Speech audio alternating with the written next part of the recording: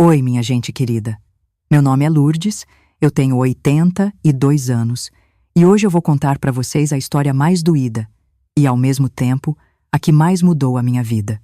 Antes de começar, já peço para vocês curtirem esse vídeo, se inscreverem aqui no canal e me contarem aí nos comentários de onde vocês estão me ouvindo. Eu adoro saber de onde vem meu povo. Era dezembro de 1973. Eu tinha 38 anos e era uma dona de casa daquelas bem dedicadas, sabe? Mãe de 3 meninas lindas. A Vanessa, a mais velha, com 18 anos. A Patrícia, com 16. E a Juliana, minha caçulinha, com 14. A gente morava numa casa simples, mas muito arrumadinha, lá no Ipiranga, em São Paulo. Meu marido, o Carlos, trabalhava de contador numa fábrica de tecidos no Brás. O dia 20 de dezembro daquele ano era muito especial. A Vanessa, minha filha mais velha, ia se formar no curso normal. Gente, vocês fazem ideia do que isso significava naquela época? Era o sonho de toda moça de família humilde virar professora.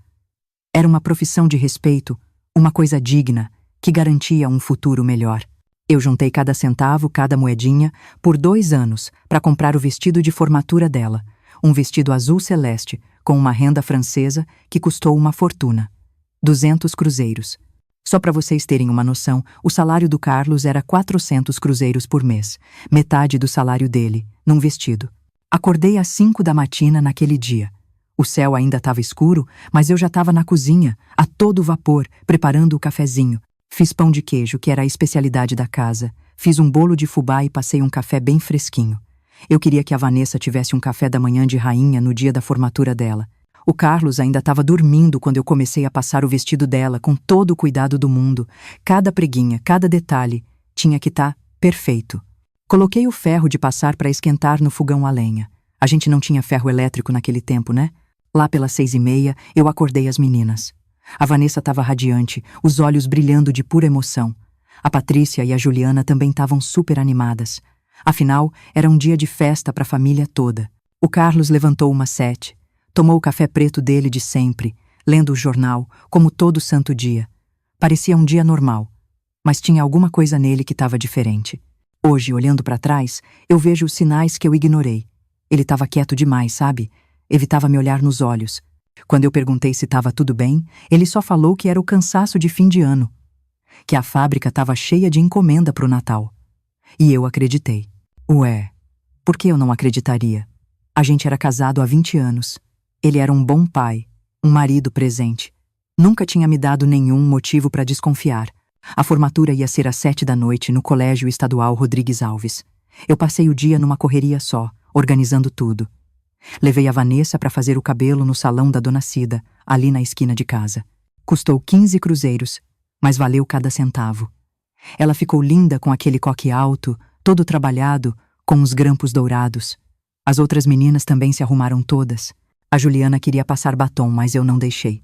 Você ainda é muito nova, eu disse. Mal sabia eu que em poucos meses ela ia ter que amadurecer na marra. Às 4 da tarde, o Carlos chegou do trabalho. Disse que ia tomar um banho e se arrumar. Subiu pro quarto e... Nossa, ficou lá um tempão. Quando desceu, estava com o terno azul marinho, o único que ele tinha. E com a gravata vermelha que eu dei de presente no aniversário dele.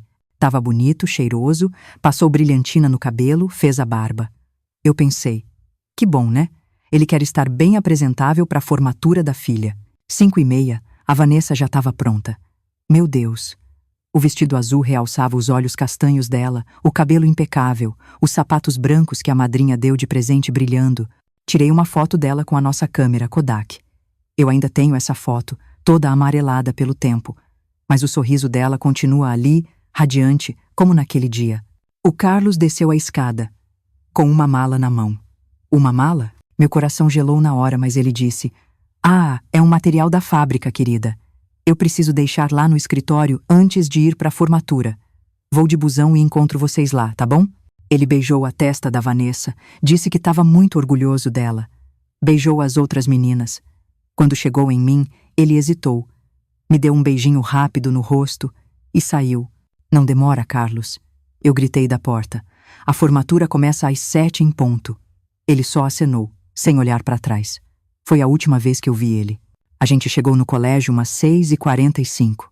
O salão estava lotado. Pais orgulhosos, avós emocionadas, irmãos fazendo bagunça. Eu procurava o Carlos com os olhos. E nada. Ele deve estar chegando, eu pensava. Deu 7 horas. O diretor subiu no palco. Começaram a chamar as formandas. E eu lá, procurando o Carlos, 7h15, 7h30. Quando chamaram o nome da Vanessa, ela subiu no palco e os olhinhos dela procuraram o pai na plateia. Eu vi a decepção no rosto dela quando ela não encontrou. A cerimônia inteira durou 2 horas. 2 horas de uma angústia que só aumentava. Onde é que estava o Carlos? Será que aconteceu algum acidente? Será que ele estava passando mal? 1000 coisas passaram pela minha cabeça. Menos uma. Nunca, em nenhum momento, passou pela minha cabeça a verdadeira razão dele não estar lá. Quando a gente voltou para casa, já eram umas 10 da noite. A primeira coisa que eu fiz foi correr pro guarda-roupa. As roupas dele tinham sumido. Todas. Os documentos também. E a poupança que a gente guardava numa lata de leite em pó, no alto do armário, vazia. 380 cruzeiros, que eram a nossa segurança, nossa reservinha de emergência. Tudo. Tinha sumido tudo. A Vanessa, ainda com aquele vestido de formatura, desabou na poltrona da sala, as lágrimas escorrendo, manchando a maquiagem que a gente fez com tanto carinho. A Patrícia abraçou a irmã. E a Juliana. A Juliana me olhava sem entender nada. Mãe, cadê o pai? Como é que eu ia explicar para uma menina de 14 anos que o pai, o herói dela, tinha simplesmente abandonado a família? Como é que eu ia dizer que aquele homem que ensinava matemática para ela toda noite, que levava para tomar sorvete no domingo, que prometia que um dia ela ia ser doutora, tinha ido embora sem nem dar tchau? Naquela noite nenhuma de nós dormiu. Ficamos nós 4, abraçadas na minha cama, chorando. A Vanessa não parava de perguntar. O que foi que eu fiz de errado, mãe? Por que ele não quis me ver formando? Como dizer para ela que a culpa não era dela? Que às vezes, os adultos tomam decisões egoístas que destroem a vida dos outros? No dia seguinte, a verdade começou a aparecer, do pior jeito.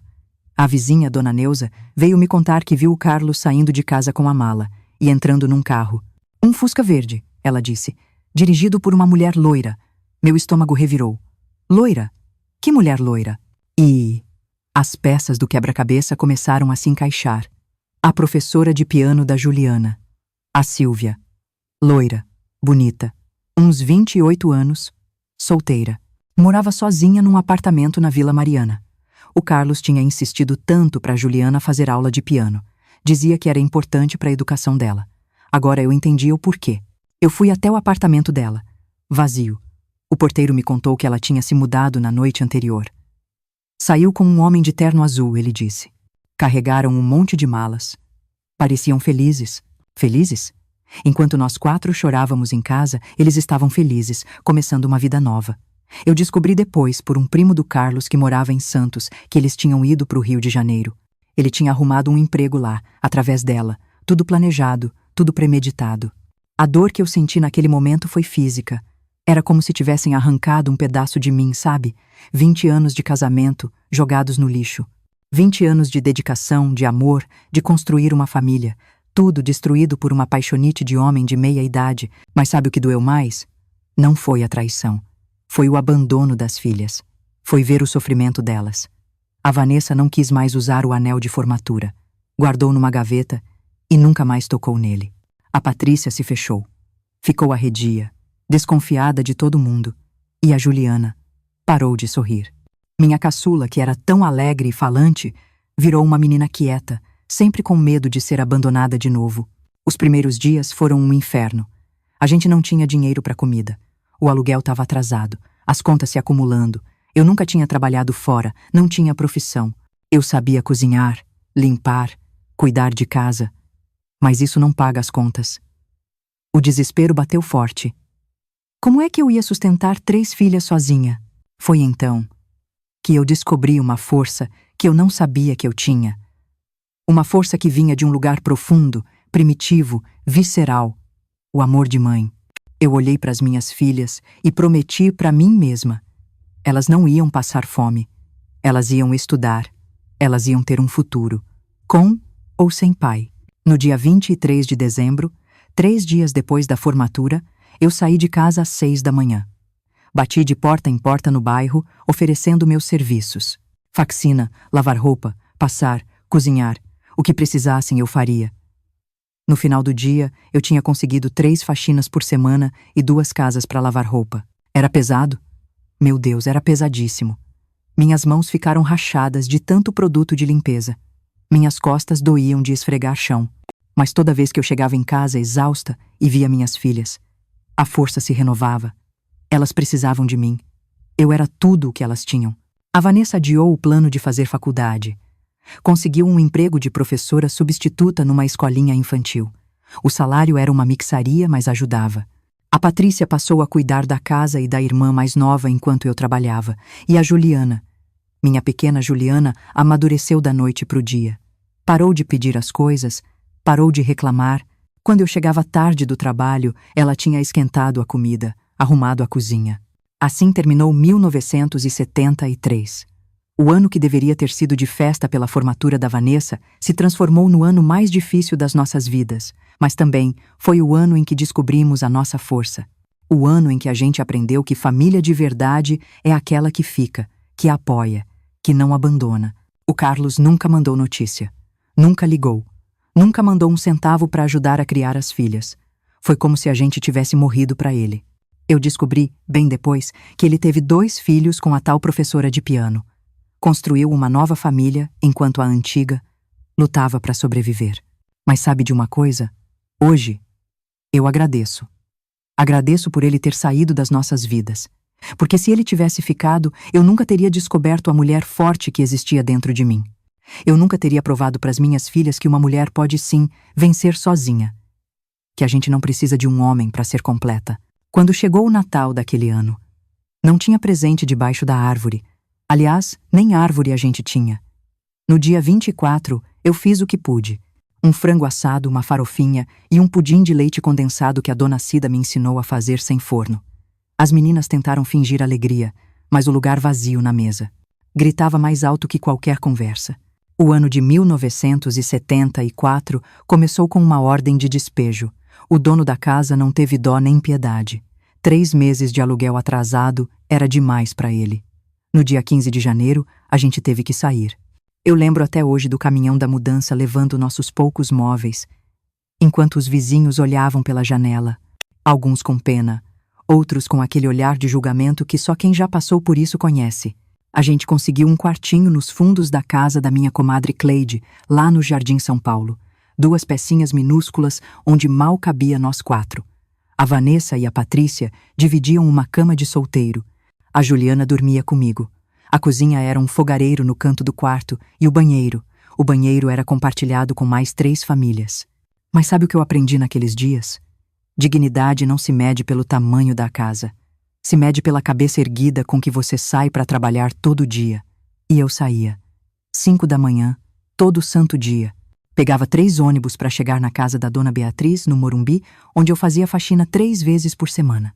Dona Beatriz era viúva de um industrial, a casa tinha 3 andares, 5 banheiros, piscina. Pagava bem, mas exigia a perfeição. Cada azulejo tinha que brilhar como um espelho. Cada móvel, encerado até você poder ver seu reflexo.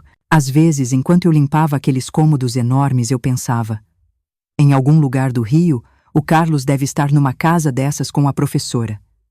Mas esses pensamentos duravam pouco. Eu não tinha tempo para remoer mágoa.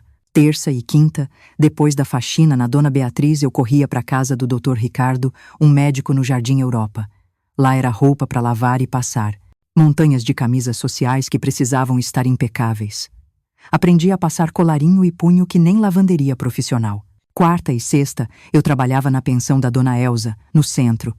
Ajudava na cozinha, preparando o almoço para 40 pensionistas. Foi lá que eu aperfeiçoei meus dotes culinários. Dona Elza era brava, mas era justa. Me ensinou a calcular quantidade, a aproveitar as sobras, a fazer o dinheiro render. Lourdes, ela dizia, cozinhar com fartura é fácil. O difícil é fazer milagre com pouco. Nos sábados, quando dava, eu pegava umas faxinas extras. Casamento, batizado, festa de aniversário. Onde precisassem de ajuda para limpar depois, lá estava eu. Cada centavo era sagrado, cada nota guardada com sacrifício. E no domingo, meu único dia de descanso, eu passava roupa para fora. As vizinhas traziam as trouxas de roupa e eu passava, cobrando por peça. 50 centavos a camisa, 30 centavos a calça. A Vanessa continuava dando aula na escolinha. Descobriu que tinha vocação, uma paciência de Jó com as crianças, mas o salário era uma miséria. 120 cruzeiros por mês.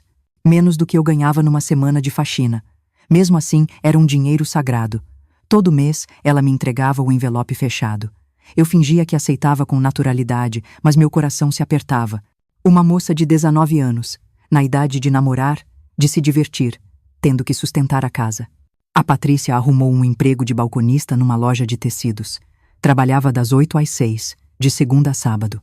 Aos 17 anos, já tinha olheiras fundas, já conhecia o peso da responsabilidade. A Juliana, minha caçula, se ofereceu para trabalhar também, mas eu não deixei. Você vai estudar, eu dizia firme. Alguém nessa família vai ter diploma universitário. Os meses passavam num borrão de trabalho e cansaço. Acorda, trabalha, volta, dorme. Acorda, trabalha, volta, dorme. Mas aos pouquinhos, as coisas foram melhorando. A gente juntou dinheiro suficiente para alugar uma casinha na Vila Formosa. Pequena, 2 quartos só, mas era nossa. A gente não precisava mais dividir banheiro, não precisava mais cozinhar no fogareiro. A mudança foi no dia 3 de setembro de 1974. Eu lembro da data porque era aniversário da Juliana, 15 anos. Não teve festa, não teve valsa, não teve vestido rodado, mas teve bolo. Um bolo de chocolate que eu fiz de madrugada antes de sair para trabalhar, e teve presente: a chave da casa nova. Naquele dia, vendo minhas filhas arrumando os poucos móveis na casa nova, eu senti um misto de orgulho e tristeza. Orgulho por ter conseguido dar um teto digno para elas. Tristeza por tudo que elas tinham perdido. A Vanessa devia estar na faculdade. A Patrícia devia estar terminando o colégio, não trabalhando de sol a sol. A Juliana devia estar tendo a festa de 15 anos que toda menina sonha. Mas a vida tinha outros planos para nós. Em outubro daquele ano, chegou a notícia. O Carlos estava morando no Rio mesmo, trabalhando numa empresa grande. A professora estava grávida. A informação chegou por uma carta da minha cunhada, irmã do Carlos, que ainda mantinha algum contato com ele. Eu li a carta uma vez e rasguei. Não contei para as meninas. Para que aumentar o sofrimento delas. 1975 chegou com uma surpresa. A dona Beatriz, a patroa do Morumbi, me chamou para conversar. O filho dela ia abrir um restaurante na Vila Madalena e precisava de uma cozinheira de confiança. Pensei em você, Lourdes. Eu sei que você cozinha bem, é honesta, trabalhadora. O salário é o dobro do que eu te pago na faxina. O dobro? Meu coração acelerou. Mas tinha um problema. O horário. Eu teria que trabalhar das 10 da manhã às 10 da noite, 6 dias por semana. Como é que eu ia cuidar das meninas? A Vanessa já tinha 20, a Patrícia 18, mas a Juliana ainda tinha só 15 anos, precisava de supervisão. Foi a Vanessa quem decidiu. Aceita, mãe. Eu cuido das meninas. Eu já sou professora efetiva agora, ganho um pouco mais. A Patrícia também tá firme no emprego. A gente dá um jeitinho. Eu olhei para aquela moça, madura demais para a idade, e vi nela a mesma força que eu tinha descoberto em mim. Comecei no restaurante em março. Cantina da Mama foi o nome que o filho da dona Beatriz escolheu. Servia comida italiana, massa, molho, pizza. No começo eu estranhei. Minha especialidade era comida brasileira, né? Mas eu aprendi rápido. O chefe, seu Giuseppe, um italiano de Nápoles, me ensinou todos os segredos. Como fazer massa fresca, como preparar um molho de tomate que parece veludo, como assar pizza no forno a lenha. O trabalho era puxado. Eu ficava em pé 12 horas por dia. O calor do fogão industrial era infernal. A correria nos finais de semana me deixava tonta, mas o salário compensava. Pela primeira vez desde que o Carlos foi embora, eu conseguia pagar as contas sem desespero. Até sobrava um dinheirinho no fim do mês. Com essa sobra, eu fiz uma poupança. Todo mês, religiosamente, eu depositava o que podia. 10 cruzeiros, 20 quando dava. É para a faculdade da Juliana. Eu dizia para mim mesma. O sonho de ver uma filha formada na universidade virou minha obsessão. Nesse meio tempo, a Patrícia começou a namorar. O Leandro, um rapaz do trabalho dela. Vendedor, boa pinta, falante. No começo eu impliquei, sabe? Ele parecia muito com o Carlos, aquele jeito galanteador, aquelas promessas bonitas. Mas a Patrícia estava apaixonada. Aos 19 anos, ela queria casar, ter a família dela. Eu casei a Patrícia em dezembro de 1975, uma festinha simples no salão da igreja. O vestido eu mesma fiz. Aprendi a costurar com uma vizinha, a dona Irene. O bolo eu preparei de madrugada. Os salgados, as colegas do restaurante me ajudaram a fazer. Foi bonito, apesar de ser modesto. O Carlos não apareceu, nem mandou recado. A filha casou e ele nem soube. 1976 trouxe mais mudanças. A Vanessa conheceu o Marcelo, professor de matemática na escola onde ela trabalhava. Um homem sério, trabalhador, viúvo, com um filhinho pequeno. Diferente do pai dela, esse não tinha conversa mole, não prometia o céu. Era pé no chão, responsável. Eles casaram em junho. A cerimônia foi ainda mais simples que a da Patrícia. Mas eu vi minha filha feliz, segura, e era isso que importava. A Juliana terminou o colegial com notas excelentes. A diretora da escola me chamou. Dona Lourdes, sua filha tem futuro. Eu consegui para ela uma bolsa parcial numa faculdade particular. Ela pode fazer direito, administração, o que quiser, mas precisa pagar a outra metade. A outra metade? Eu calculei rápido. Com a poupança e trabalhando umas horas extras. Dava, mas ia ser apertado, muito apertado. A Juliana percebeu meu dilema. Não precisa, mãe. Eu posso trabalhar e estudar de noite. Mas eu neguei na hora. Você vai estudar em período integral. Vai aproveitar cada segundo dessa faculdade. O dinheiro eu dou um jeito. E eu dei. Além do restaurante, comecei a fazer doces para a festa. Brigadeiro, beijinho, cajuzinho. Nas madrugadas, eu preparava centenas de docinhos. No fim de semana, entregava nas festas. As mãos ardiam de tanto enrolar doce, as costas reclamavam do esforço. Mas em 1977, a Juliana entrou na faculdade de Direito. O dia que ela vestiu a roupa social pela primeira vez para ir para a aula foi um dos mais felizes da minha vida. Tirei foto com a câmera velha. A Juliana sorrindo, segurando os livros, o futuro estampado no rosto. Era a realização de um sonho. Não o meu, mas o dela. E os sonhos dos filhos valem mais que os nossos. Durante esse tempo todo, o Carlos continuou sumido. Eu soube, por fofocas que chegavam, que ele teve mais um filho com a professora, que estava bem de vida, que tinha comprado um apartamento em Copacabana. Enquanto isso, eu continuava ralando 16 horas por dia para manter a Juliana na faculdade. Teve dias que eu pensei em desistir. Dias em que o cansaço era tanto que eu mal conseguia levantar da cama. Dias que eu olhava para as minhas mãos rachadas, calejadas, envelhecidas antes do tempo e me perguntava se valia a pena. Mas aí, eu lembrava daquela noite de dezembro de 1973, a formatura da Vanessa, o vestido azul, a cadeira vazia, e a raiva me dava força para mais um dia, porque a vida tinha me ensinado uma lição importante. Homem pode abandonar, pode trair, pode sumir, mas o que a gente constrói com as próprias mãos, ninguém tira. O suor do nosso rosto, ninguém rouba. A força que vem de dentro, essa é só nossa. 1978 foi o ano que as coisas começaram a mudar de verdade. O restaurante onde eu trabalhava tinha virado ponto de encontro de gente importante. Artistas, empresários, políticos, todo mundo só falava da comida. E sabe quem estava por trás daqueles pratos? Eu. O seu Giuseppe tinha voltado para a Itália, e o filho da dona Beatriz me promoveu a chefe principal. Chefe. Eu, Lourdes, que mal tinha terminado o primário, sendo chamada de chefe. O salário triplicou. De repente eu não precisava mais fazer doce de madrugada, não precisava mais lavar roupa para fora no domingo.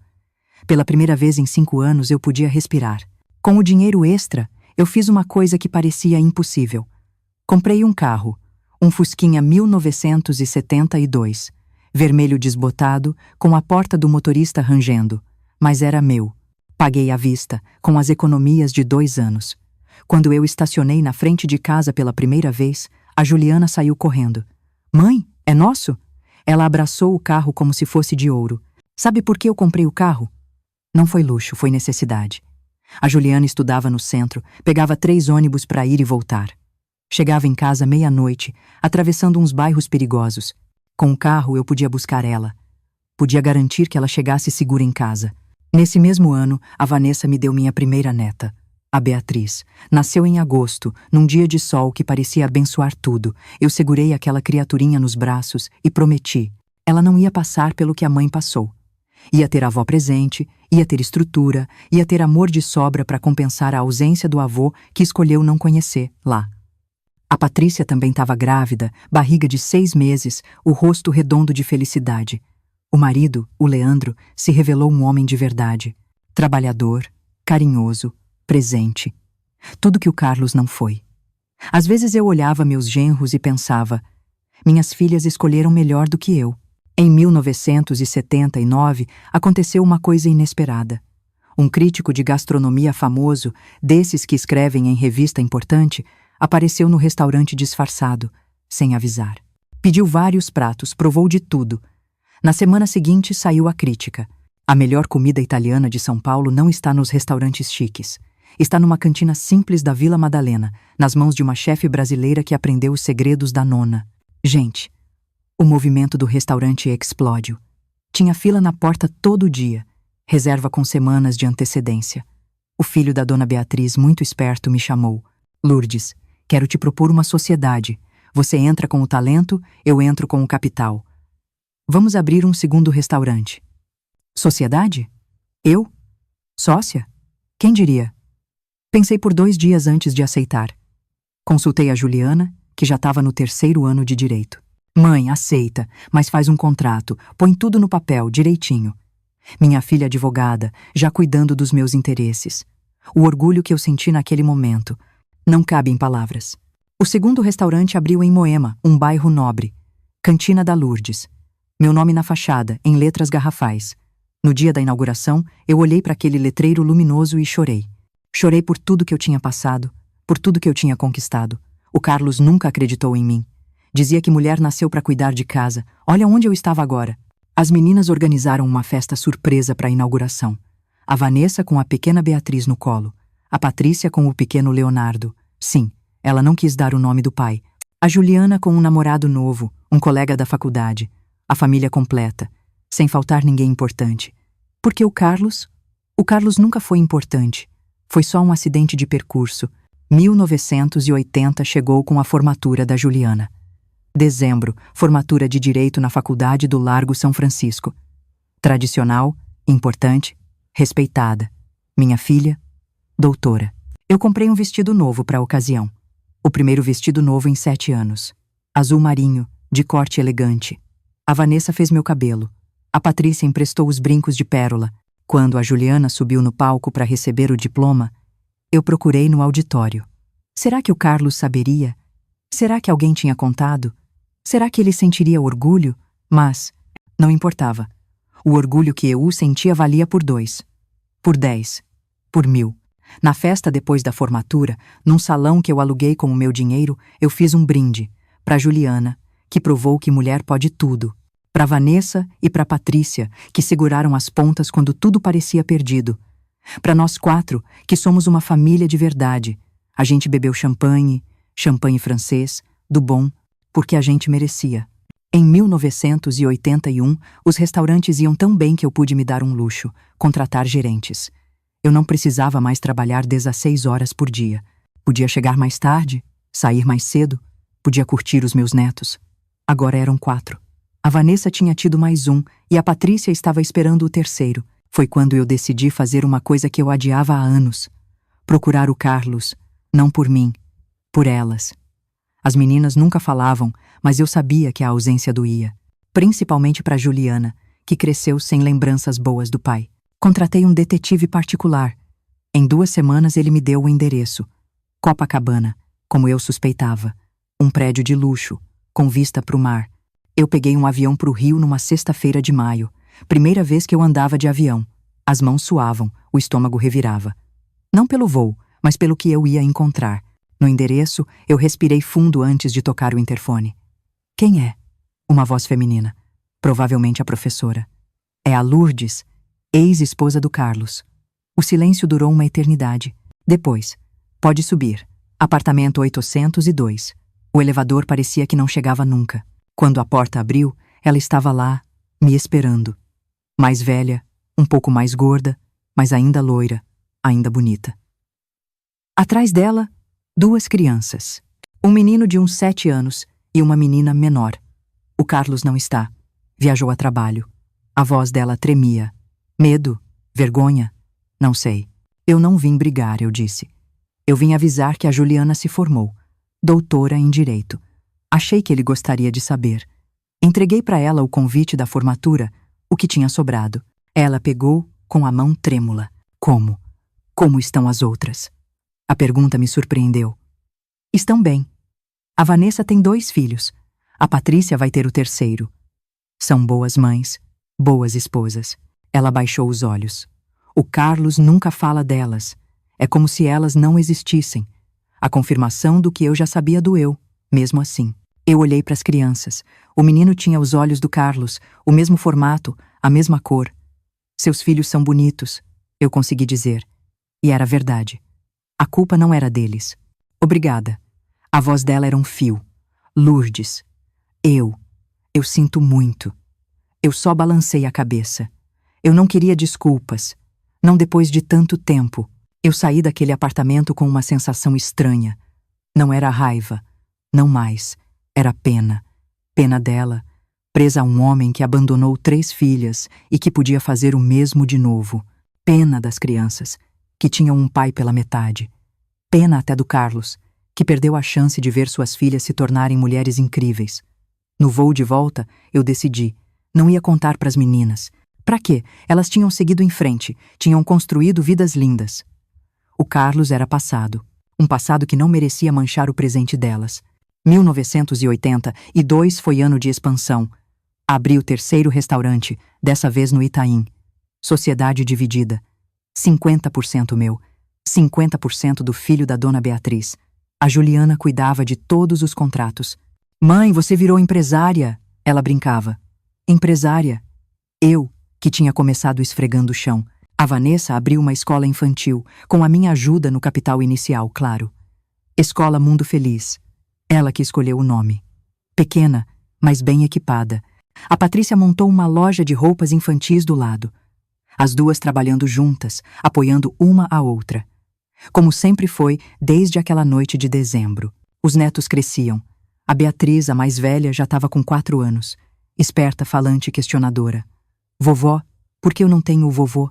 A pergunta veio do nada, num almoço de domingo. O silêncio caiu sobre a mesa. Foi a Juliana quem respondeu. Porque a nossa família é especial, Bia. Tem uma vovó que vale por 2. Era mentira? Era. Mas era uma mentira necessária. Um dia eles saberiam a verdade. Mas não agora. Não enquanto eram crianças. Não enquanto ainda acreditavam que o mundo era justo e que os pais nunca abandonavam os filhos. Em outubro, recebi um telefonema estranho. Dona Lourdes, aqui é do Hospital Copa d'Or, no Rio.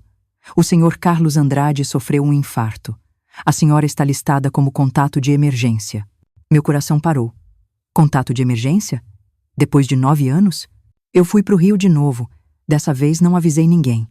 No hospital encontrei o Carlos na UTI. Magro, pálido, envelhecido. Os anos não tinham sido generosos com ele. A professora estava na sala de espera, com os olhos vermelhos de choro. Ele pediu para te ver, ela disse. Só isso. Entrei no quarto devagar. O Carlos abriu os olhos, com esforço. Lourdes. A voz era fraca, rouca. Eu sei que eu não mereço, mas eu precisava te pedir perdão.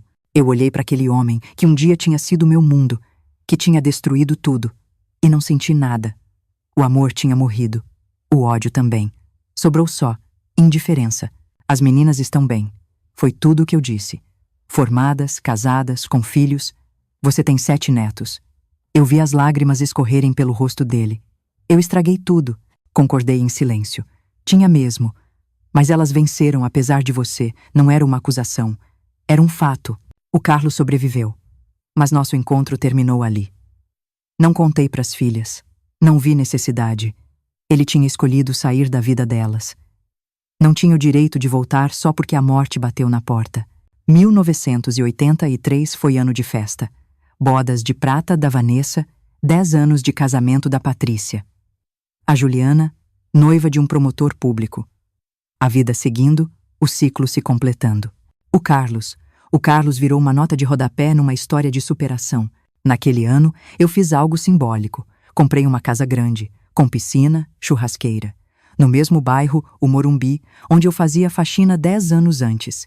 Vizinha da dona Beatriz, que tinha virado minha amiga. No dia da mudança, eu parei na entrada e olhei. Minha casa. Comprada com o meu dinheiro, conquistada com o meu suor. As meninas organizaram um churrasco de inauguração. A família toda reunida, genros, netos, amigos. No meio da festa, a Vanessa puxou um brinde. Para a mamãe, que nos ensinou que mulher não precisa de homem para ser completa. Precisa de coragem. E coragem, ela tem de sobra. Eu bebi o champanhe, de novo o francês, porque agora eu podia. E olhei aquela família linda, a minha família. Construída sobre escombros, é verdade, mas sólida como uma rocha. O Carlos tinha levado muita coisa quando partiu, mas deixou, sem querer, o mais importante: a chance de a gente descobrir a nossa própria força. Em 1985, minha vida estava completa. 3 restaurantes funcionando a todo vapor, casa própria, netos crescendo saudáveis. Mas o destino ainda guardava uma carta na manga. Era junho, inverno em São Paulo, quando recebi uma proposta inusitada. Uma rede de televisão queria fazer um programa sobre mulheres empreendedoras. Histórias de superação, eles disseram. Queriam me entrevistar, mostrar os restaurantes, contar minha trajetória. Eu hesitei. Nunca gostei de exposição. Mas a Juliana insistiu. Mãe, sua história pode inspirar outras mulheres. Aceita. A gravação foi em julho. Uma equipe enorme, câmeras, refletores. Me maquiaram, pentearam meu cabelo, escolheram minha roupa. Eu parecia artista de novela. Durante 3 dias, eles filmaram tudo. Os restaurantes, a casa, a família. Entrevistaram as meninas, os genros, até os netos participaram. O programa foi ao ar em setembro. Mulheres que Vencem era o nome da série. Meu episódio era o 3º. Eu assisti em casa, rodeada pela família. Era estranho me ver na televisão, ouvir minha própria voz contando pedaços da história. Eu pulei as partes mais dolorosas. O Carlos virou apenas o marido que partiu, sem nome, sem detalhes. A repercussão foi muito maior do que eu imaginava. Clientes novos apareceram nos restaurantes. Propostas de sociedade chegaram, convites para palestras. De repente eu virei um exemplo. Eu, que só queria sobreviver, sendo chamada de inspiração. Outubro trouxe a surpresa. Um envelope elegante chegou pelo correio.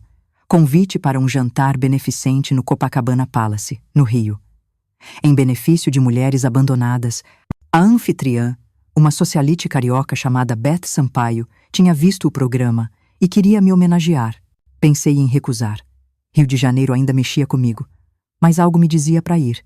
Talvez fosse a hora de enfrentar aquela cidade, de criar memórias novas sobre as antigas. Confirmei presença. Levaria a Juliana como acompanhante. A noite do evento chegou. Eu, de vestido longo preto, presente das meninas. Joias discretas, salto alto. A Juliana, deslumbrante ao meu lado, representando a nova geração. O salão do Copacabana Palace era um sonho. Lustres de cristal, orquestra ao vivo, garçons de luvas brancas. Fomos recebidas com champanhe. A anfitriã, a dona Beth, veio pessoalmente nos cumprimentar. Uma mulher elegante, sessentona, bem conservada. Lourdes, que honra! Seu programa me emocionou profundamente. Conversamos amenidades. Ela nos apresentou a outros convidados. O jantar foi servido às 9, mesa principal, lugar de honra. Ao meu lado, empresários importantes, políticos conhecidos. Do outro lado do salão, eu notei uma movimentação. Alguém chegando atrasado. Não dei importância, concentrada no discurso que eu teria que fazer depois da sobremesa. Foi quando eu o vi. Carlos. Mais velho, mais calvo, mas inconfundível. Acompanhado da professora, agora sua esposa. Ela usando um vestido vermelho berrante, joias exageradas, típico de quem precisa mostrar que tem dinheiro. Foram conduzidos a uma mesa distante, mas nossos olhos se cruzaram por um segundo. A Juliana apertou minha mão por baixo da mesa. Tinha visto também. Quer ir embora? Ela sussurrou. Eu neguei com a cabeça. Eu não ia fugir. Não mais. Aquela era a minha noite, a minha homenagem. O Carlos que lidasse com a minha presença. O jantar prosseguiu. Entrada, prato principal, sobremesa. Finalmente, a anfitriã subiu ao palco. Começou a falar sobre o projeto, sobre ajudar mulheres em situação vulnerável. E então, ela me chamou. E agora, gostaria de convidar nossa homenageada da noite. Uma mulher que transformou o abandono em força, a dor em sucesso. Dona Lourdes Andrade. Eu levantei devagar. O salão inteiro aplaudiu. Caminhei até o palco com passos firmes, cabeça erguida. Do púlpito, eu podia ver o salão todo, inclusive a mesa onde o Carlos tentava se esconder atrás do menu. Comecei a falar. Contei minha história. Dessa vez, completa. O marido que abandonou 3 filhas no dia da formatura da mais velha. A luta para sobreviver. As faxinas. As madrugadas fazendo doce. O cansaço extremo. Mas também as vitórias. Os restaurantes. As filhas formadas. Os netos saudáveis. A minha voz não tremeu nenhuma vez. Hoje, eu disse, eu olho para trás e agradeço. Agradeço ao homem que me abandonou, porque se ele tivesse ficado, eu nunca teria descoberto do que eu sou capaz. Eu nunca teria provado para as minhas filhas que uma mulher não precisa de um homem para vencer. Precisa de determinação, de garra, de amor próprio. O silêncio no salão era absoluto. Eu continuei. Por isso, esse projeto é tão importante. Toda mulher abandonada precisa saber.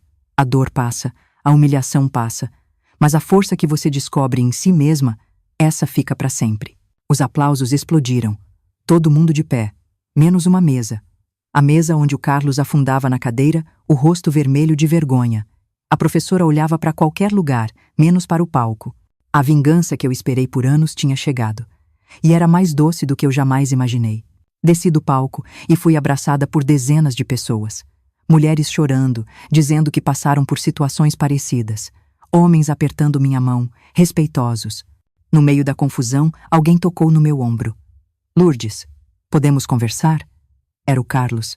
A voz envelhecida, insegura. Eu olhei para Juliana, que assentiu com a cabeça. Fomos para o terraço, com vista para a praia de Copacabana. As luzes da cidade brilhando, o barulho do mar ao fundo. Eu não sabia que você estaria aqui, ele começou. Eu ri, sem humor. E se soubesse, não teria vindo? Ele baixou os olhos. Provavelmente não tenho cara para te encarar. Pelo menos será honesto. Por que você me abandonou, Carlos? Por que abandonou elas? A pergunta que eu guardei por 12 anos saiu naturalmente. Ele suspirou, parecendo ainda mais velho. Eu não sei. Crise de meia-idade, medo de envelhecer, uma paixão idiota. Todas as alternativas parecem desculpas esfarrapadas agora. E são mesmo, eu disse, sem um pingo de piedade na voz. Você perdeu tudo, sabe disso? Ele concordou. Eu vejo meus filhos com a Sílvia.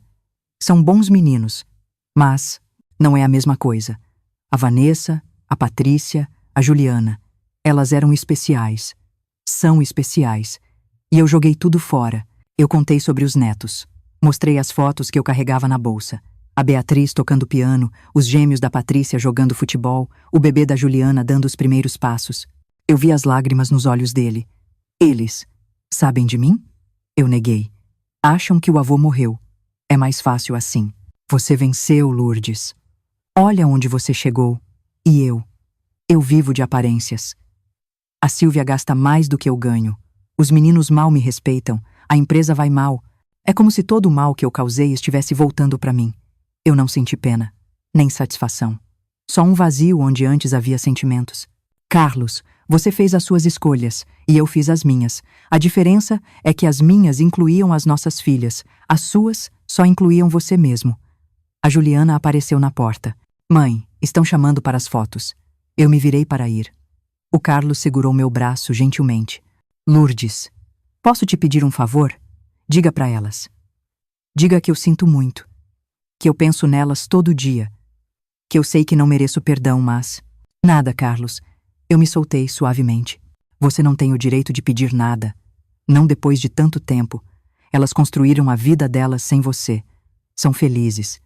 Eu não vou bagunçar isso com seu arrependimento tardio. Voltei para o salão, de braços dados com a Juliana. As fotos, os cumprimentos, as despedidas. O Carlos sumiu em algum momento, levando a professora. Melhor assim. Nossos caminhos se cruzaram uma última vez. E foi o suficiente. No voo de volta para São Paulo, a Juliana segurou minha mão. Mãe, você foi incrível, digna, forte, elegante. Eu tô tão orgulhosa de você.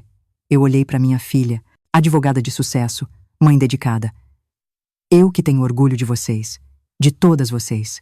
Em casa, eu contei para Vanessa e para Patrícia. O encontro, a conversa, o pedido de perdão. Elas ouviram em silêncio. No final, a Vanessa falou por todas.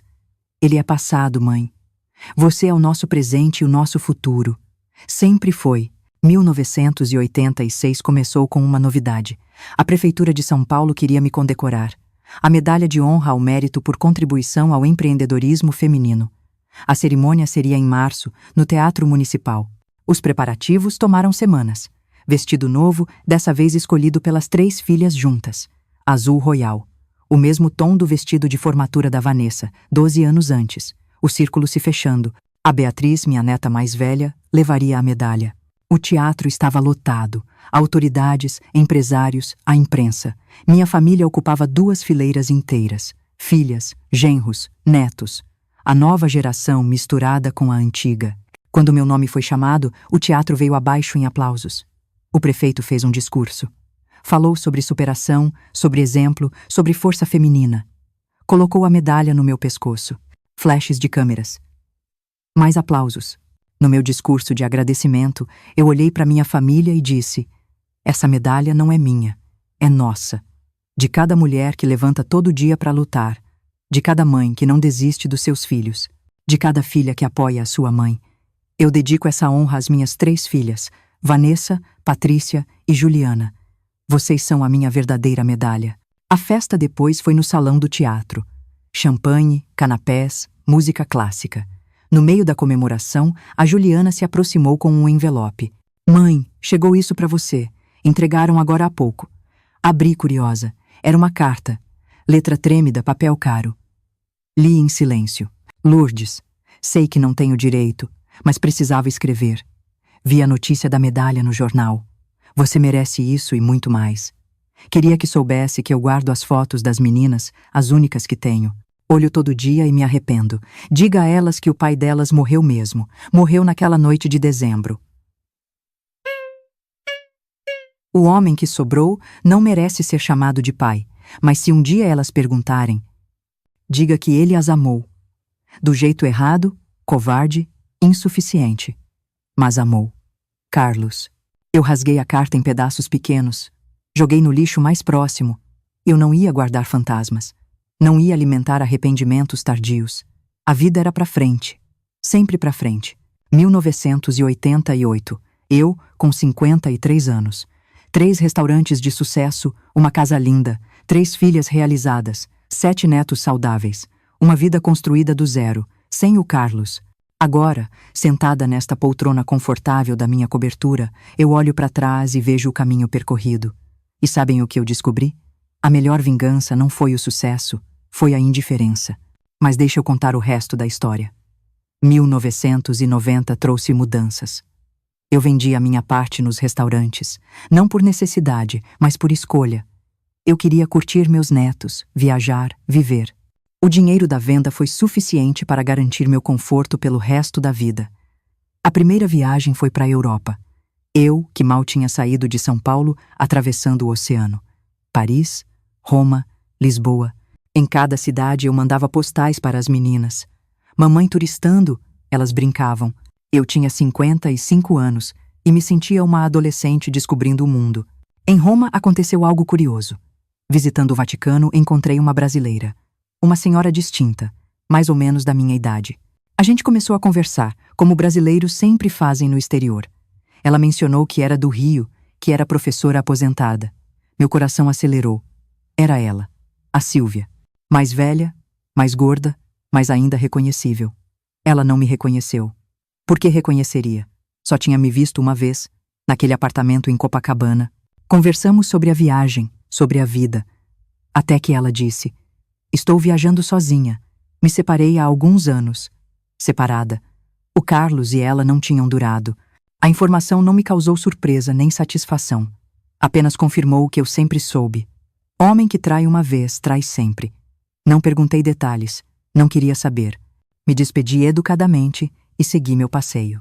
O ano 2000 chegou com uma notícia. O Carlos tinha morrido. Infarto fulminante, aos 65 anos. A informação veio através de uma prima distante que ainda mantinha contato. Eu esperei sentir algo. Qualquer coisa.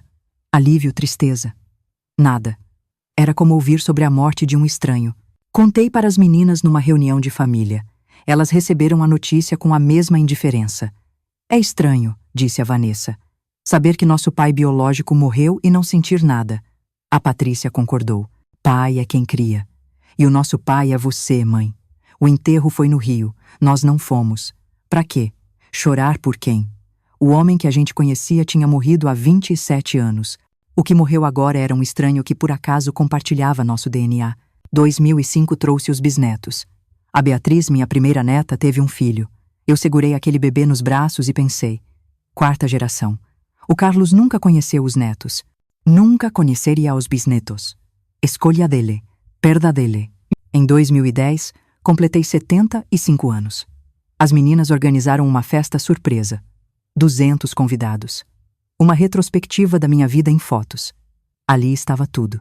As fotos antigas da família completa, o período de luta, os restaurantes, as formaturas, os casamentos, os netos, uma vida inteira em imagens. No meio da festa, a Beatriz, já adulta, pediu a palavra. A vovó sempre foi nosso exemplo, mas hoje quero contar algo que vocês não sabem. Quando eu era criança, achava estranho não ter um avô. Um dia, fuçando nas gavetas, achei uma foto antiga, a vovó com um homem. Perguntei quem era. E ela disse, alguém que escolheu não fazer parte da nossa história. Só anos depois eu entendi. Ela continuou, hoje eu sei toda a verdade. E sabe o que eu penso? Ainda bem que ele foi embora. Porque se ele tivesse ficado, a vovó nunca teria se tornado essa mulher incrível. E nós nunca teríamos aprendido que família de verdade é quem fica. Quem luta junto. Quem não desiste. O salão inteiro aplaudiu. Eu chorei. Não de tristeza. De orgulho. De realização. A mensagem tinha passado. O legado estava garantido. 2015, 80 anos. Aposentada definitiva. Os restaurantes viraram uma rede, administrada por outros. Meu nome ainda está na fachada, mas eu não preciso mais trabalhar. Passo meus dias entre a casa de praia que comprei no Guarujá e o apartamento em São Paulo. Numa tarde de domingo, vendo álbuns antigos com as bisnetas, uma delas perguntou: Bisa, você se arrepende de alguma coisa? Pensei um pouco. Me arrependo do sofrimento das meninas? Claro. De ter confiado demais? Talvez. Mas do resultado final? Nunca. Sabe, querida, tudo na vida tem um propósito. Às vezes a gente demora para entender, mas um dia faz sentido. Se eu não tivesse passado pelo que passei, não seria quem eu sou. E eu gosto de quem eu me tornei. 2020 trouxe a pandemia. Isolamento, medo, incerteza, mas também união. As meninas se revezavam para cuidar de mim. Os netos faziam as compras. Os bisnetos mandavam desenhos, faziam chamadas de vídeo diárias. O Carlos perdeu tudo isso. A família de verdade. O amor incondicional. A velhice amparada. 2023. A Vanessa se aposentou. A Patrícia também. A Juliana virou desembargadora. A vida dando voltas completas. As filhas do contador e da dona de casa viraram uma professora respeitada, uma empresária bem-sucedida, uma magistrada importante, sem a ajuda dele. Apesar da ausência dele, e aqui estamos, em 2024, eu contando essa história para vocês. Sabem por que eu resolvi contar? Porque semana passada eu recebi uma carta. Letra trêmula, papel amarelado. Era o filho do Carlos com a Silvia, o meio-irmão das minhas filhas. Ele contava que estava pesquisando a história da família, que descobriu sobre nós, que queria conhecer as irmãs, que sentia muito pelo que o pai fez, que a mãe, antes de morrer, pediu perdão, que eles também sofreram com o jeito do Carlos, que ele traiu a Silvia também, que abandonou a segunda família como abandonou a primeira. Eu li a carta para as meninas. Elas decidiram. Não queriam contato. O passado devia ficar no passado. Não guardavam rancor dos meio-irmãos, mas também não sentiam nenhuma conexão. Família não é sangue, é escolha. E eles não faziam parte da nossa escolha. Eu respondi educadamente. Desejei felicidades, mas deixei claro. A história do Carlos com a gente terminou em dezembro de 1973. O que veio depois não nos pertence, não nos interessa. Hoje, quando mulheres mais jovens me procuram, quando pedem conselhos, quando choram por maridos que partiram, eu digo sempre a mesma coisa. A dor passa, o abandono dói, mas fortalece. A traição machuca, mas liberta. No fim, você descobre que é muito mais forte do que imaginava. E sobre a vingança? A pergunta que todo mundo faz. Querem saber se eu me vinguei? Se eu fiz ele pagar? Claro que sim. Mas não como vocês imaginam. A minha vingança foi viver bem, foi ser feliz. Foi criar 3 mulheres maravilhosas, foi construir um império do nada, foi provar que eu não precisava dele pra nada. A maior vingança foi a indiferença. Chegou um ponto em que o Carlos simplesmente não importava mais. Não ocupava espaço na minha mente, não causava dor no meu coração. Ele virou uma nota de rodapé numa história muito, muito maior. Ele viveu e morreu em Copacabana, num apartamento de frente para o mar. Eu vivo numa cobertura em São Paulo, rodeada de amor. Ele teve uma segunda família que também o abandonou. Eu tenho 3 filhas, 7 netos e 15 bisnetos. Ele morreu arrependido. Eu vou morrer realizada. No final, meus queridos, a vida é justa. Pode demorar, pode doer, mas ela é justa. O Carlos escolheu o prazer momentâneo. Eu escolhi a construção sólida. Ele apostou na paixão. Eu apostei no amor. Ele fugiu da responsabilidade. Eu a abracei. Hoje, aos 82 anos, eu posso dizer: valeu a pena. Cada lágrima, cada noite sem dormir, cada dia de exaustão, valeu a pena. Porque no fim, o que fica não é o que a gente perdeu. É o que a gente construiu. Não é quem nos abandonou. É quem ficou. O Carlos achava que estava me deixando sem nada. Mal sabia ele que estava me dando tudo. A chance de renascer, de me descobrir, de provar o meu valor. Obrigada, Carlos. Obrigada por ter ido embora. Foi o melhor presente que você poderia ter me dado. E assim, termina a minha história. Uma história de dor que virou força, de abandono que virou libertação, de traição que virou superação. Uma história que começou com um homem saindo pela porta e terminou com uma mulher conquistando o mundo. Para todas vocês que estão me assistindo, que passam por algo parecido, lembrem-se. Vocês são mais fortes do que imaginam. Valem mais do que pensam. E merecem mais do que aceitam. Não deixem ninguém dizer o contrário. Não deixem ninguém diminuir o valor de vocês. A vida continua, com ou sem eles. E acreditem, sem eles, pode ser muito, muito melhor. Palavra de quem viveu para contar a história. Palavra de Lourdes Andrade. Mãe, avó, bisavó, empresária, vencedora, sobrevivente, mulher, simplesmente mulher. E isso sempre foi o suficiente. Obrigada por me ouvirem. Que Deus abençoe cada uma de vocês. E lembrem-se, a melhor vingança é viver bem. Sempre foi e sempre será. Até a próxima, meus queridos. Por favor, não se esqueçam de curtir meu vídeo, comentar, compartilhar e se inscrever no canal. Tchau, tchau.